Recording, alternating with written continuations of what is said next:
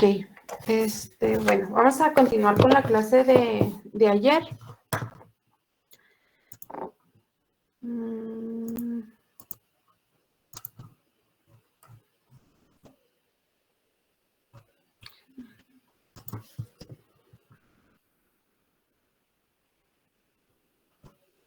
Ok. Entonces ayer les había mencionado que existen varios tipos de receptores de membrana y ayer les hablé de los receptores asociados a proteínas de canal y de los receptores acoplados o asociados a proteínas G. ¿Ya se ve? Sí, maestra. Sí, maestra. Ay,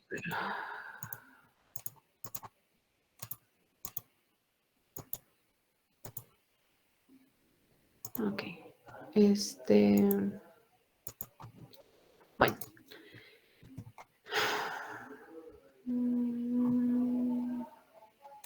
Ok, entonces ayer estábamos hablando de los receptores asociados a proteínas G, cómo se activan y estos receptores a la vez cómo activan a la proteína G. También les hablé de la estructura que tiene esta y cómo varía su actividad dependiendo de si está unida a GDP, que está en su forma inactiva, o si está unida a GTP, cuando está en su forma activa. También en esta clase vamos a estar mencionando algunos segundos mensajeros. Estos segundos mensajeros, pues normalmente son moléculas pequeñas que tienen la función de,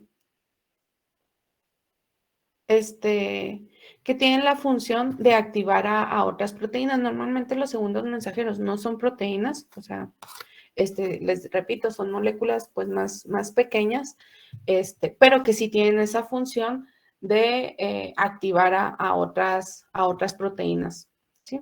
Y pues uno de estos segundos mensajeros que normalmente se produce en algunas de las vías de señalización, pues es el AMP cíclico. Este AMP cíclico lo voy a explicar junto con la activación de receptores asociados a proteínas G. Entonces, como vimos ayer, cuando llega el ligando y se une al receptor asociado a proteína G, esto ocasiona que la proteína G pase de una forma inactiva a una forma cuando se cambia. En este caso, ayer también les había mencionado que se separaban las subunidades. La subunidad alfa se separa de las subunidades beta y gamma. Aquí ya podemos ver únicamente la subunidad alfa unida a GTP, está en su forma activa, y esta proteína va a activar a una enzima que es la adenil ciclasa o la adenilato ciclasa.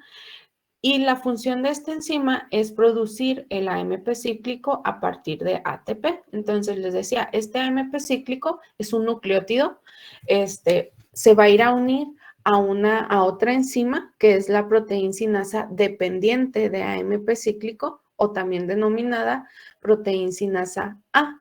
Esta proteincinasa A está formada por 4 subunidades, 2 subunidades reguladoras, que son estas azulitas, y 2 subunidades catalíticas. Cuando está así, esta proteína, que están unidas todas estas subunidades, las subunidades reguladoras inactivan a las subunidades catalíticas. Entonces, lo que hace aquí el AMP cíclico es que al unirse a las subunidades reguladoras, se separan la subunidad reguladora de las subunidades catalíticas y ahora sí quedan libres estas subunidades catalíticas para llevar a cabo su función, ¿sí?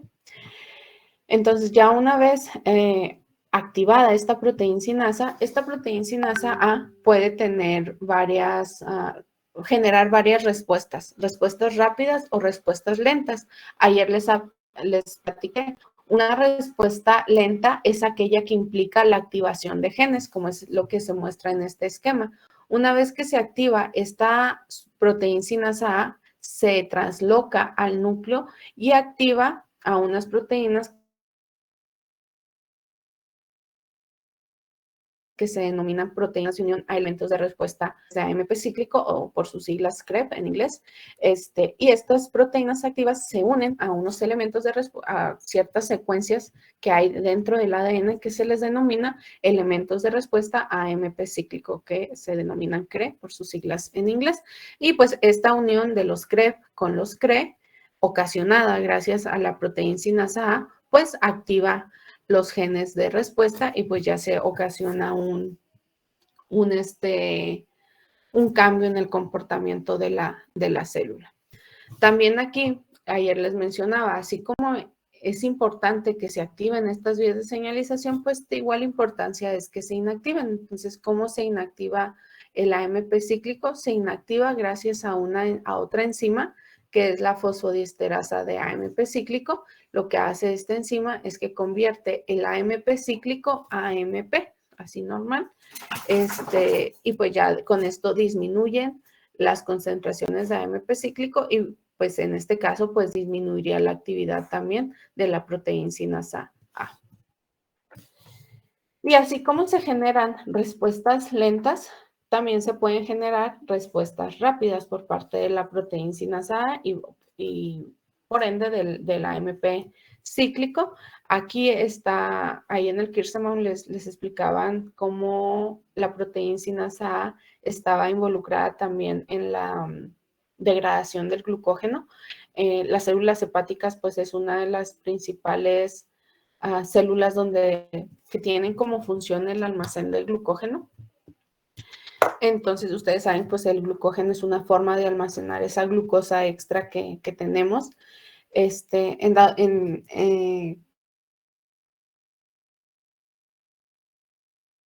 De la adrenalina con el receptor acoplado a proteína G.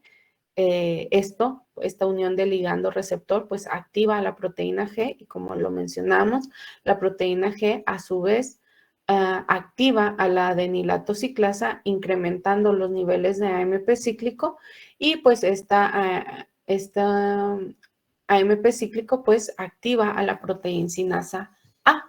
Esta proteína sinasa A va a fosforilar, porque es una sinasa, va a fosforilar dos enzimas involucradas con el metabolismo del glucógeno. La primera enzima es la glucógeno fosforilasa. Esta enzima, cuando está fosforilada, se activa y empieza a degradar el glucógeno a glucosa 1-fosfato. Ahí se van liberando los residuos de glucosa, pero es una glucosa fosfatada, ¿no? Y luego ya esta glucosa se convierte en glucosa 1-fosfato, se convierte en glucosa, ¿no? Y también esta proteína sinasa fosforila a otra enzima que es la glucógeno-sintasa. Sin embargo, esta segunda enzima, la glucógeno-sintasa, cuando está fosforilada, está inactiva, ¿sí? Entonces, como está inactiva, esta está encargada de sintetizar glucógeno a partir de glucosa 1-fosfato. Entonces, por un lado, la la proteína sinasa A promueve la degradación del glucógeno e inhibe la síntesis del glucógeno. De esta manera, pues se garantiza que la vía vaya solamente en una dirección, que en este caso, pues sería en la dirección en la que se está degradando el glucógeno.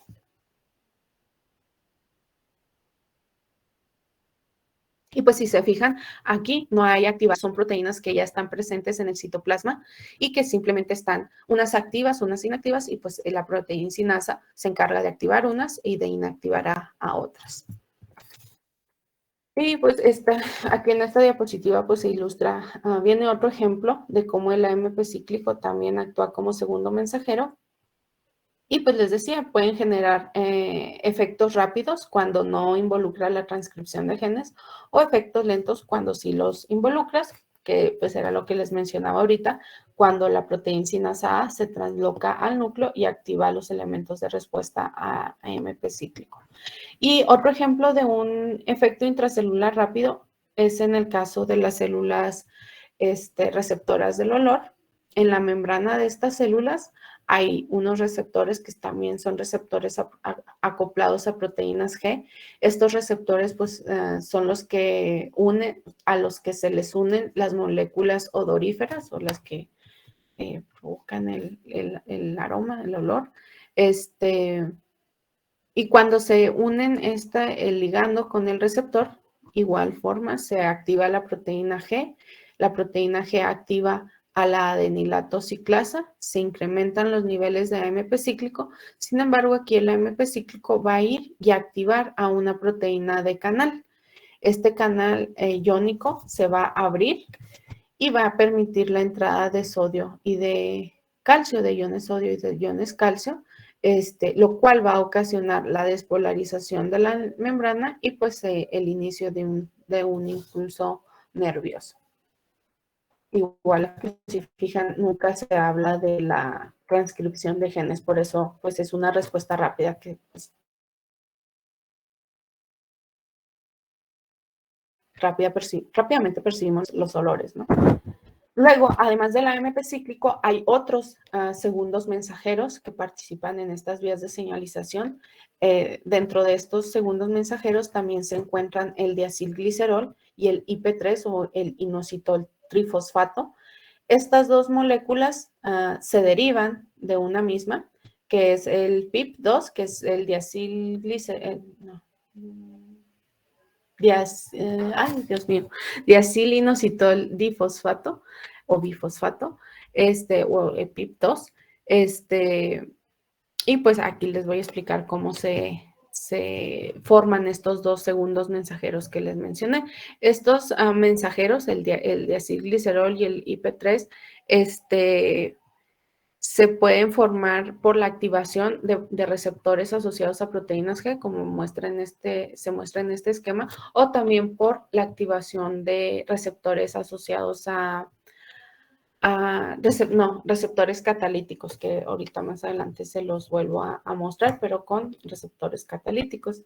Igual, el proceso es el mismo que ya les había mencionado. Llega el ligando, se une al receptor, el receptor se activa, que a su vez activa la proteína G al provocar que libere el GDP y se una a GTP. Cuando la proteína G está unida a GTP se activa y esta proteína G activa va a activar a otra enzima que se encuentra en la membrana plasmática, que es la fosfolipasa C beta. Esta fosfolipasa C beta es la que ahora sí va a prácticamente acordar el PIP2 en diacilglicerol inositol. El diacilglicerol continúa anclado a la membrana, el PIP2 es un fosfolípido de membrana, entonces el diacilglicerol pues sigue estando anclado a la membrana, nada más que ya no está fosforilado. Y este diacilglicerol, a su vez, va a activar a otra enzima que es la proteincinasa C. Esta proteincinasa C puede ser activada por el diacilglicerol, pero también por los iones de calcio. Los iones de calcio también actúan como un segundo mensajero. Luego ya esta proteincinasa C empieza a fosforilar a las proteínas de respuesta para obtener una respuesta celular. En el caso del inositol trifosfato, el IP3, sí se libera es la parte de la molécula del PIP2 que no está unida o que cuando se rompe ya no va a estar unida a la membrana, se libera, es soluble, por así decirlo, se libera en el citosol y esta molécula se va a dirigir hacia la membrana del retículo endoplasmático rugoso. ¿Qué va a hacer ahí? Ya les había mencionado antes que que el retículo endoplasmático, les dije rugoso, perdón, es el liso, que otra de las funciones del retículo endoplasmático liso, además de la síntesis de lípidos, es que funciona como un almacén de iones calcio. Entonces, este IP3 lo que hace es que se dirige a la membrana de este orgánulo, se une a canales de calcio que hay en esta membrana y los abre. Entonces, como aquí va a haber en el interior de este orgánulo hay una alta concentración de iones calcio, al abrirse estos canales, pues provoca la liberación de estos iones, porque van a dirigirse desde donde hay menor concentración, el calcio se libera y les mencionaba, el calcio pues también actúa como un segundo mensajero y el calcio ahí ya depende, ¿no?, del tipo celular. En este caso, por ejemplo, también puede activar a la proteína sinasa, puede unirse a proteínas dependientes de calcio, como es un ejemplo de este es la calmodulina. La calmodulina necesita estar unida a 4 iones calcio para poder funcionar. Y luego esta calmodulina, a su vez, activa a otras proteínas sinasas y luego estas proteínas sinasas pues empiezan a fosforilar proteínas del citosol para obtener una respuesta celular. Es muy importante, los iones calcio son muy importantes en varios mecanismos celulares, entonces, y pues en estos iones actúan como segundos mensajeros. Entonces, la elevación de calcio citoplasmática, pues va a depender primero de la unión del ligando con el receptor. Va a haber varias señales que van a inducir la liberación de calcio, y también van a haber, depende del tipo celular, varios receptores, pueden estar involucrados, pueden ser receptores asociados a proteínas de canal, pueden ser receptores asociados a proteínas G, como en el caso anterior, o también receptores catalíticos o enzimáticos. Una vez que se eleva el calcio puede provenir de 2 sitios. Una, como ya se los mencioné, del interior del retículo endoplasmático liso, u otra es que va a provenir del exterior de la célula, o de los dos.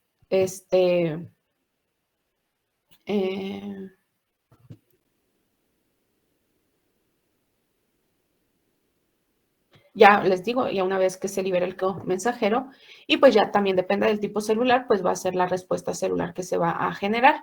El calcio pues participa en procesos como es la exocitosis, la contracción muscular, esto sí lo vamos a ver más adelante. La liberación de los neurotransmisores también depende de calcio. El control del citoesqueleto, el metabolismo, el movimiento y la proliferación celular, pues son algunos de los procesos en los cuales funciona el calcio como un segundo mensajero.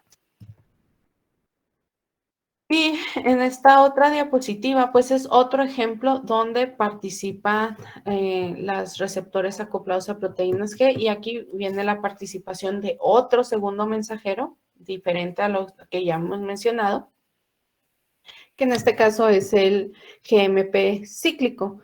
Aquí vamos a hablar específicamente de las células de la retina, que son los bastones. Los bastones pues, son los encargados de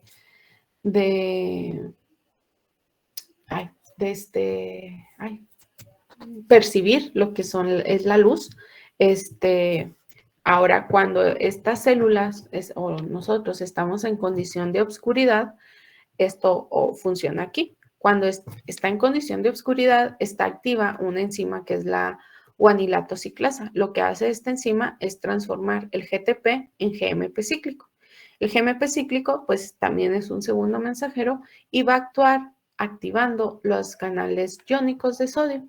Entonces, estos canales iónicos se van a abrir, como se observa ahí, y la entrada de sodio hacia el interior de las células ocasiona una despolarización de la membrana, lo cual pues nosotros interpretamos como condiciones de obscuridad.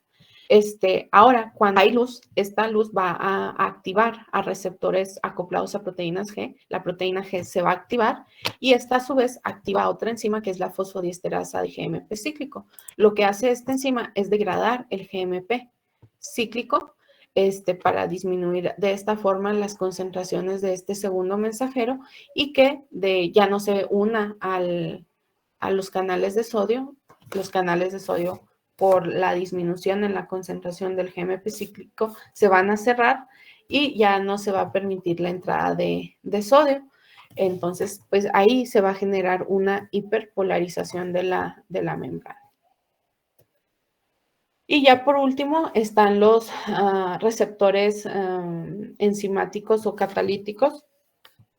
Estos receptores, pues como su nombre lo indica, además de tener esta función de receptores, pues también son enzimas. Entonces tienen esta función catalítica.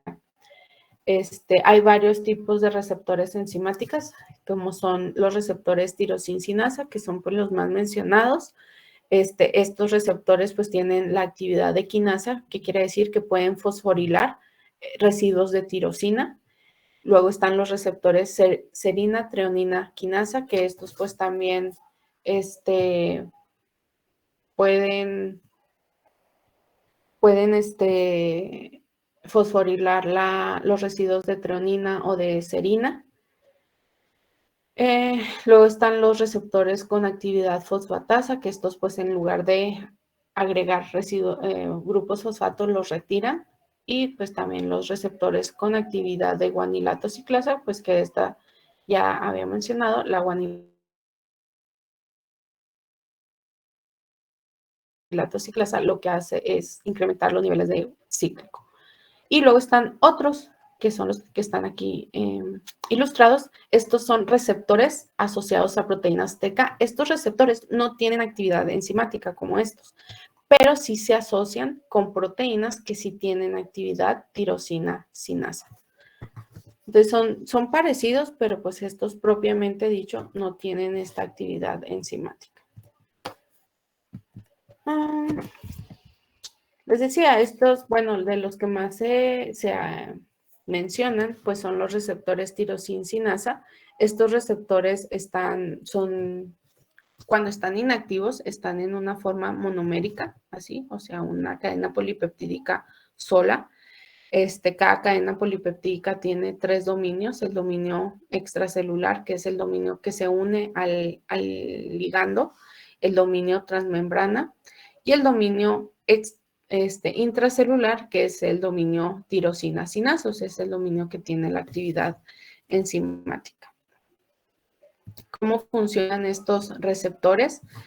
Estos receptores, pues para empezar, van a reconocer tanto mediadores locales como algunas hormonas, por ejemplo, la insulina, el factor de crecimiento epitelial, el factor de crecimiento similar a la insulina, el factor de crecimiento nervioso o también el factor de crecimiento vascular endotelial. Entonces, les decía, estos receptores cuando están inactivos están en su forma monomérica, están las cadenas polipeptídicas separadas, pero cuando se une el ligando va a hacer que el receptor se dimerice, o sea, que se unan dos cadenas polipeptídicas, dos monómeros.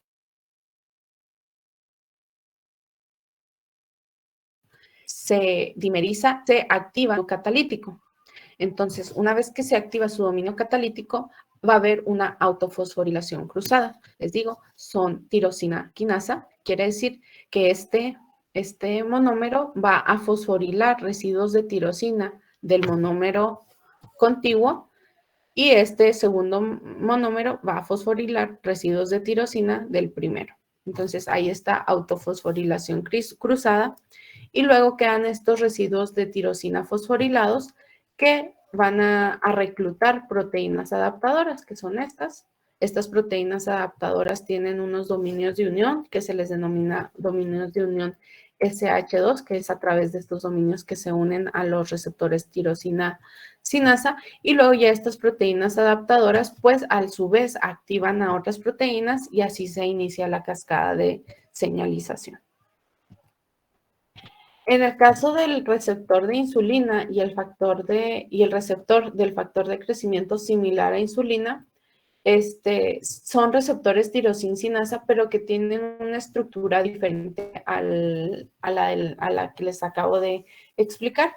Como pueden ver aquí, estos receptores no están formados por dos monómeros que se unen, sino están formados por 1, 2, 3, 4 cadenas polipeptídicas. 2 de estas son subunidades alfa y 2 son subunidades beta, que ya están unidas. Estas siempre van a estar unidas, independientemente si esté o no el ligando. Y van a estar unidas a través de puentes disulfuro. Las subunidades alfa, como pueden ver, son las que interactúan con el ligando, en este caso es la insulina.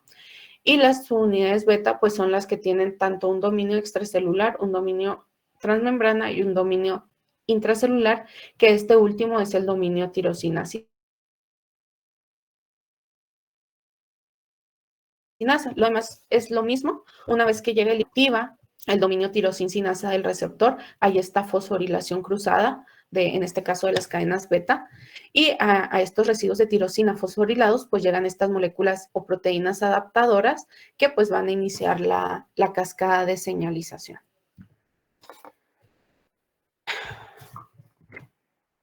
Ok. ¿Dudas o preguntas hasta aquí? Ay, perdón. No. Bueno, otra de las vías de señalización, bueno, una de las vías de señalización que se activa gracias a estos receptores enzimáticos es la vía de las MAP quinasas. Estas vías, déjenme, MAP quinasas, pues significa quinasas activadas por señales mitogénicas. Mitógeno, pues se refiere a la mitosis, o sea que son señales que van a inducir la mitosis. Por lo tanto, esta vía se activa gracias a los ligandos aquí van a ser factores de crecimiento, y obviamente pues va a ser una vía que va a inducir finalmente la proliferación de las células. Aquí va a participar una proteína que es la proteína RAS. Aquí la podemos ver. La proteína RAS es guarda algunas semejanzas, con la proteína, con la subunidad alfa de la proteína G. Si se fijan, esta proteína RAS también está anclada a la membrana plasmática. También su actividad depende si está unida a GDP o a GTP. Obviamente, cuando está unida a GDP está inactiva y está unida a GTP. Y el mecanismo es igual al que les acabo de explicar, el cómo se activa esta proteína RAS. Primero, pues llega en este caso el factor de crecimiento y se une al receptor. El receptor se va a dimerizar, aquí podemos ver.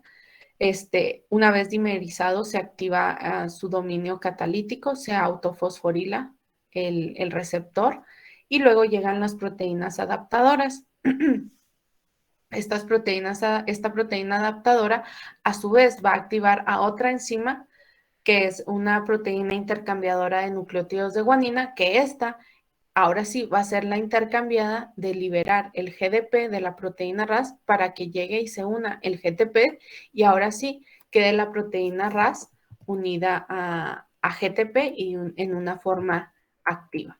Y ya esta proteína RAS pues va a iniciar ahora sí lo que es la cascada de señalización. Ahí se las muestro más.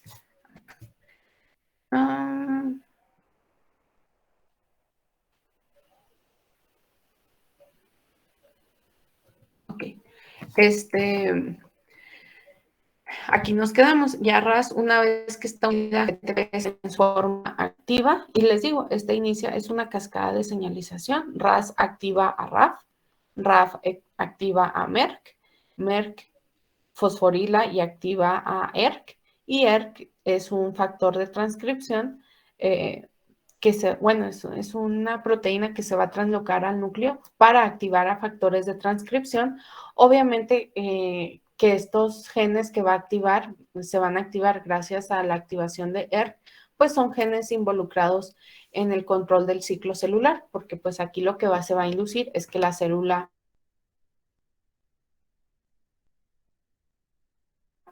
prolifere, ¿no? Entonces, factores de elementos de reconocimiento. Se me fue el nombre. Es un factor de respuesta. Sí, elemento de respuesta, sí. Factor de respuesta sérico, que es este. Entonces, ERK lo activa a estos factores de respuesta séricos y estos factores de respuesta séricos se unen a elementos que se encuentran en la secuencia del ADN que se les denomina elementos de respuesta séricos. Ya la unión de estos factores a estos elementos de respuesta, pues activa genes de respuesta Y pues les mencionaba, son genes que pues están involucrados con el proceso de la mitosis y de la diferenciación celular. Esta vía es muy estudiada porque en muchos tipos de cáncer o en muchos tumores está alterada esta vía de señalización, porque pues las células cancerígenas se dividen muy rápidamente, o sea, se dividen descontroladamente, de hecho. Entonces, pues una de las vías que se altera, pues es esta, ¿no? Y pues se puede alterar realmente cualquiera de los intermediarios de esta vía de señalización, pero dentro de las que más se ve alterada normalmente es la proteína RAS. ¿Cómo se altera esta proteína RAS? Pues les decía, cuando RAS está unida a GDP, pues está inactiva, y cuando está unida a GTP está en su forma activa.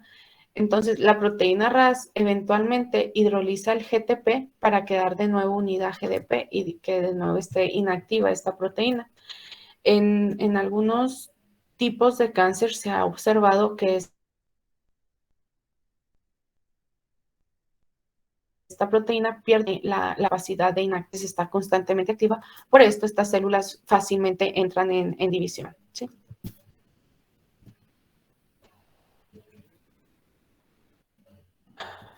Luego, ya casi terminamos. Otro ejemplo de cómo actúan los receptores enzimáticos o catalíticos es en la formación, igual les mencionaba, del diacilglicerol y del IP3, les decía, estos segundos mensajeros se pueden formar a partir de la activación de receptores asociados a proteínas G o también de receptores enzimáticos, como es en el caso que nos muestra aquí este esquema. El mecanismo de activación del receptor es el mismo. Llega el ligando, se une al receptor, el receptor se dimeriza, se autofosforila de forma cruzada, se generan estos sitios de unión a las moléculas, perdón, a las proteínas adaptadoras, que en este caso sería esta rojita, que tienen sus dominios SH2, que es a través de los cuales interactúan con las tirosinas fosforiladas. Y luego, estas proteínas adaptadoras, a su vez, en este caso, van a activar a otra enzima, que es la fosfolipasa C gamma. Esta fosfolipasa C gamma, pues es la que va a romper la molécula del PIP2 en diacilglicerol e IP3.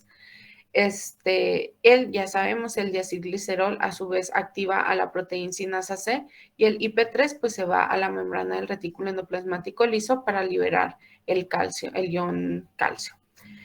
Un ejemplo donde actúa la proteincinasa C es la proteincinasa I kappa beta, que es una proteincinasa C, está activando unos factores de transcripción, que es el factor nuclear asociado a la transcripción de la cadena ligera kappa de los linfocitos B, tiene ese nombrezote. Entonces, esta proteincinasa C activa este factor de transcripción, y este factor de transcripción activo, pues obviamente se va a ir hacia el núcleo, y ahí en el núcleo pues va a activar los genes de respuesta. ¿Cómo funciona la activación de este factor de transcripción? Este factor de transcripción, si se fijan, está formado por dos unidades diferentes, por eso es un heterodímero.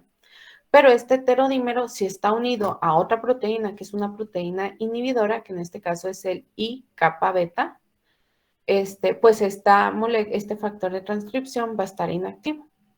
¿Qué es lo que hace aquí la sinasa? La sinasa lo que va a hacer es fosforilar la proteína I kappa beta, aquí ya le agregó un grupo fosfato, y de esa forma libera al factor de transcripción. Y pues ya, quedando libre, ya puede realizar su función. Y a su vez, esta proteína inhibidora es marcada con ubiquitinas para ser degradada en el proteasoma. Y ya, por último, están aquellos receptores que les mencionaba que no son enzimáticos, o sea, no tienen esta actividad enzimática, sino que se asocian con proteínas que sí tienen esta actividad enzimática. Entonces se les denomina receptores no enzimáticos asociados a proteínas intracelulares quinasa. Y una de las vías que funciona de esta forma, o donde participan estos receptores, es la vía de JAK-STAT.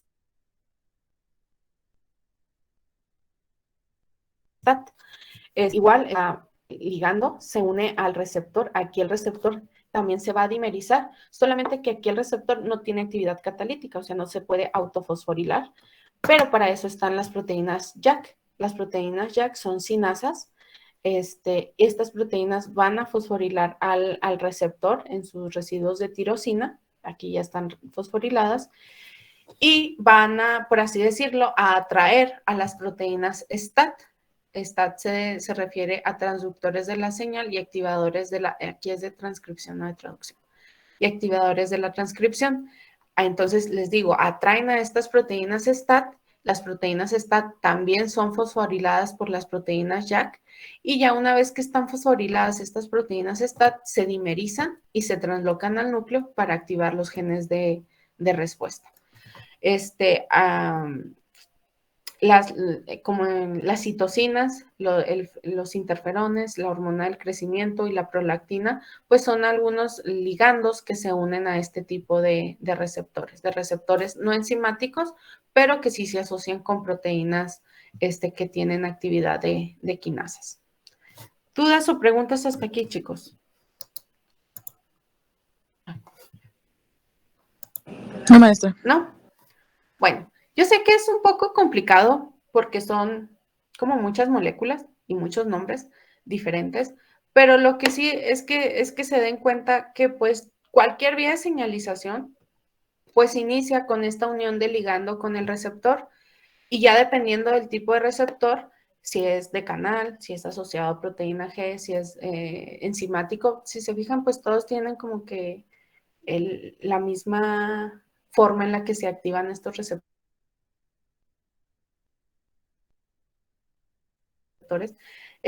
Activan otras proteínas, señalización, y luego se llega a una respuesta celular.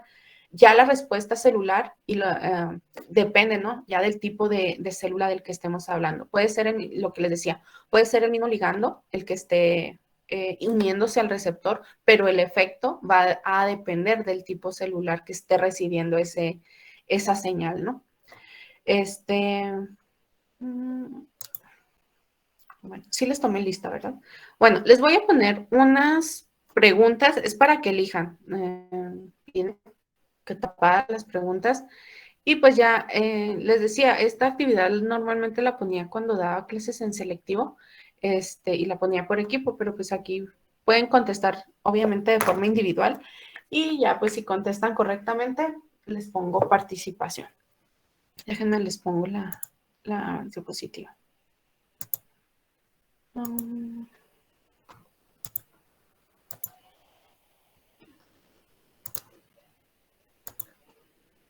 Listo.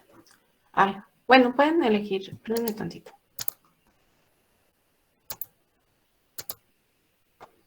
Déjenme cierro la...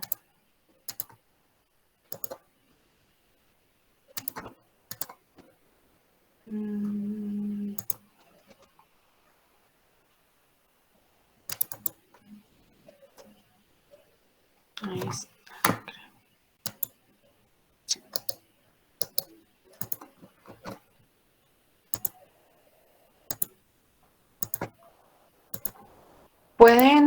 El que guste puede elegir una casilla.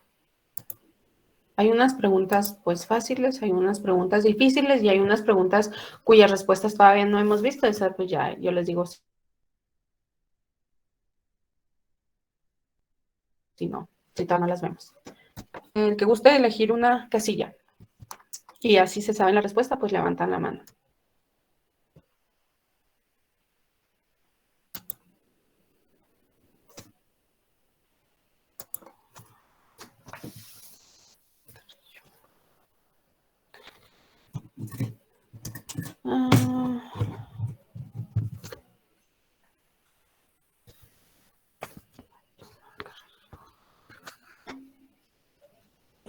Dos de maestra.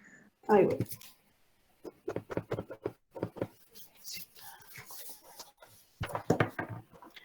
2D. Sí. Okay, permíteme. Sí. Ah, no, esa no cuenta. Otra. La C. 2C. Dice, ¿qué tipo de epitelio se muestran a continuación? Si se saben la respuesta, pueden levantar la mano. Permítanme tantito para ver quién está levantando la mano. Mireya. Se muestra un epitelio plano estratificado, un cilíndrico simple y ¿qué es? Cúbico. Pues no sé. Un cúbico estratificado también. A ver, ¿cuál es el primero? El de mero arriba. El primero es un cúbico estratificado. ¿El del Y medio? luego en el medio es un plano estratificado. Y el tercero es un cilíndrico simple. Ok, está incorrecto. No les voy a decir cuáles están incorrectos. Cindy.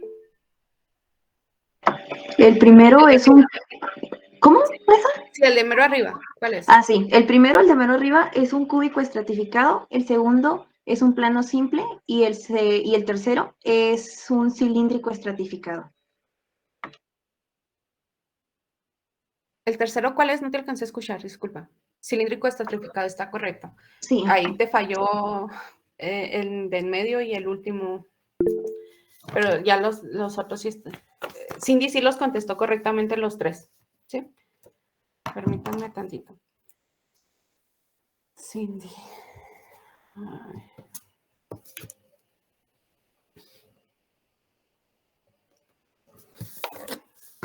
Ok, Cindy, tú misma escoge otra casilla. Ahí te la muestro.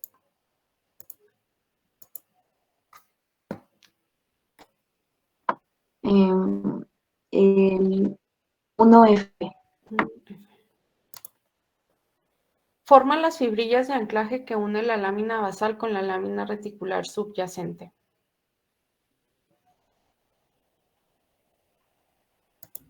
Ay, perdón. Ahí voy, permítame. Ahí voy. Johan. Colágeno 4. Fibrillas de anclaje.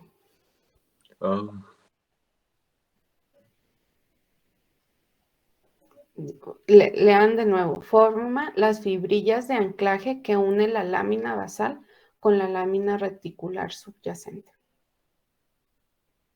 Ok, es el de tipo 7. Sí, es el tipo 7. Hay que leer bien las preguntas, porque luego... Johan. Luego... Listo. Si es el colágeno tipo 7, el colágeno 4 forma la lámina basal, pero no es el que ancla la lámina.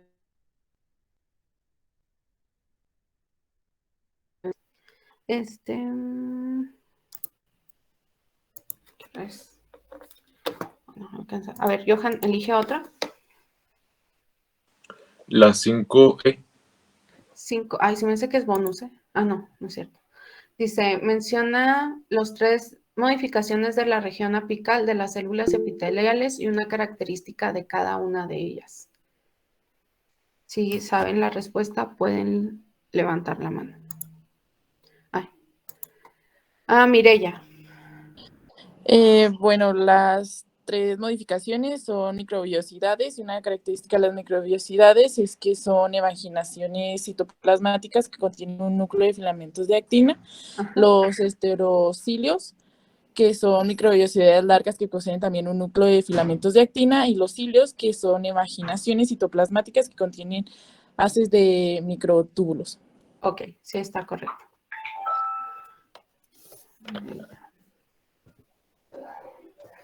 Mireya.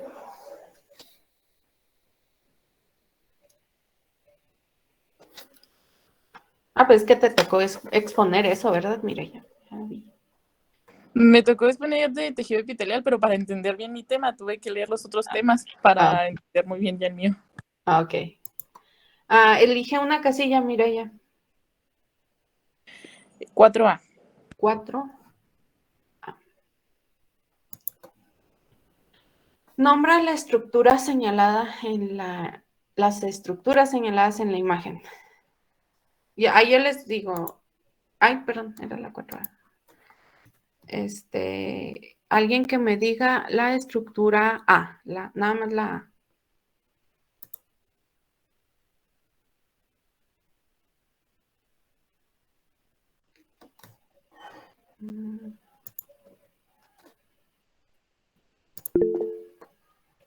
Mireya. La estructura no son membranas de células adyacentes. No. Ana, Laura.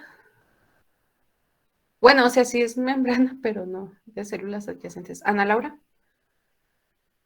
Sería el hemidesmosoma. El B. El B sería una adhesión focal. El C.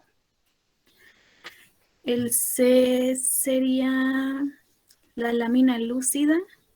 El D. La lámina densa. Y el Y E. la E creo que es la lámina fibroreticular. Sí, está correcto. Y ya la última. No, Laura.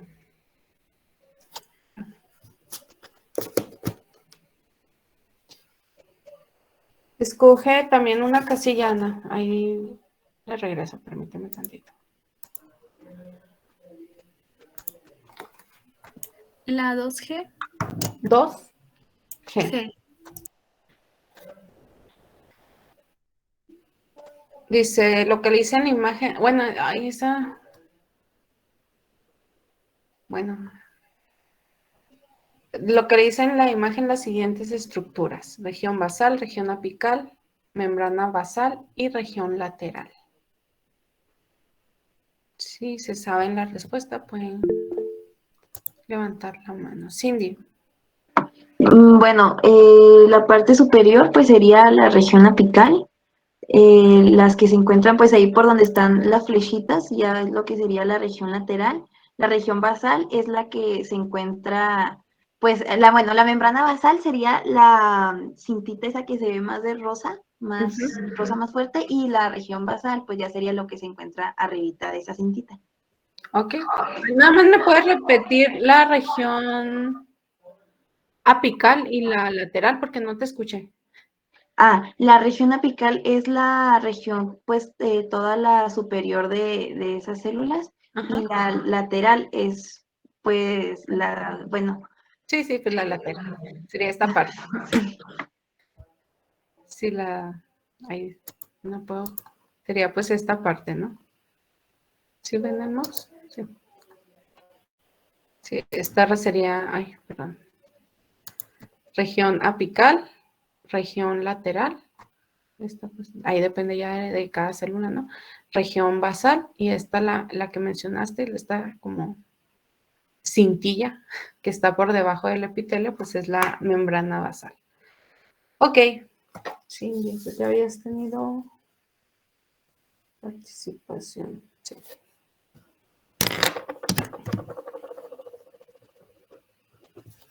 Listo. Bueno, chicos, nos vemos el día de mañana. Disculpe, ya tomó lista, ¿verdad? Sí. Y qué milagro que llegaste tarde. Ay, perdón. Es que, como sea, casi siempre estoy con los datos porque en mi casa no tengo internet, por eso. Bueno, ay, Heidi. No, Heidi, perdón. Ok, entonces, chicos, nos vemos el día de mañana. Cuídense. Mañana, ¿a quién le toca exponer? Brisa. Sí. Sí. ¿O no? Yo creo que ya se fue. Ok. Maestra. ¿Qué pasó, Raquel? Quería decirle que le puse un mensaje en el chat porque me puso Fátima que no iba a poder entrar. Sí, ya lo leí, gracias. Ok. Bueno, nos vemos el día de mañana, cuídense. Hasta mañana, Gracias, maestra, igualmente. hasta mañana. Hasta mañana. Hasta mañana.